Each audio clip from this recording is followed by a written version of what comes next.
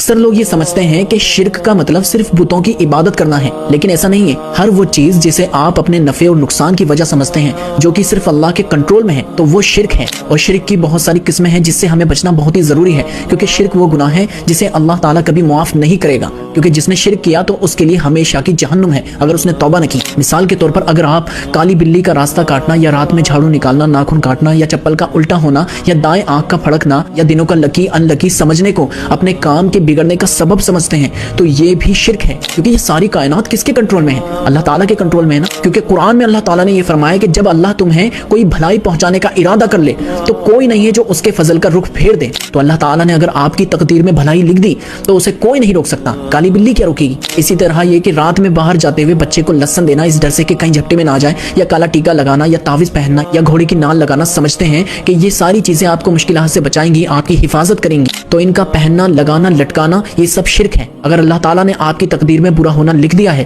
تو اسے کوئی نہیں روک سکتا۔ اگر آپ مزار پر جا کر ان بابوں سے دعا مانگتے ہیں یا منت کا لچھا باندھتے ہیں یا گھروں میں چراغ لگاتے ہیں، یہ سب بھی شرک ہوگا، کیونکہ قرآن میں اللہ تعالیٰ فرماتا ہے بھلا بتاؤ تو مشکل میں گھرے ہوئے شخص کی پکار کو کون سنتا ہے اور اس سے تکلیف کو دور کر دیتا ہے؟ کیا اللہ کے سوا کوئی اور خدا بھی ہے؟ ہاں، یہ ضروری نہیں ہے کہ دوست سے مدد مانگنا شرک ہو۔ دوست اگر زندہ ہے، سامنے موجود ہے، تو آپ اس سے پیسے کی مدد لے سکتے ہیں، کیونکہ یہ اللہ تعالیٰ کے دیے ہوئے اسباب ہیں۔ لیکن اگر آپ مرے ہوئے دوست سے مدد مانگتے ہیں تو یہ شرک ہوگا، کیونکہ اب وہ اکثر لوگ یہ سمجھتے ہیں کہ شرک کا مطلب صرف بتوں کی عبادت کرنا ہے، لیکن ایسا نہیں ہے۔ ہر وہ چیز جسے آپ اپنے نفع اور نقصان کی وجہ سمجھتے ہیں جو کہ صرف اللہ کے کنٹرول میں ہے تو وہ شرک ہے۔ اور شرک کی بہت ساری قسمیں ہیں جس سے ہمیں بچنا بہت ہی ضروری ہے، کیونکہ شرک وہ گناہ ہے جسے اللہ تعالیٰ کبھی معاف نہیں کرے گا، کیونکہ جس نے شرک کیا تو اس کے لیے ہمیشہ کی جہنم ہے اگر اس نے توبہ نہ کی۔ مثال کے طور پر اگر آپ کالی بلی کا راستہ کاٹنا یا رات میں جھاڑو نکالنا، ناخن کاٹنا یا چپل کا الٹا ہونا یا دائیں آنکھ کا پھڑکنا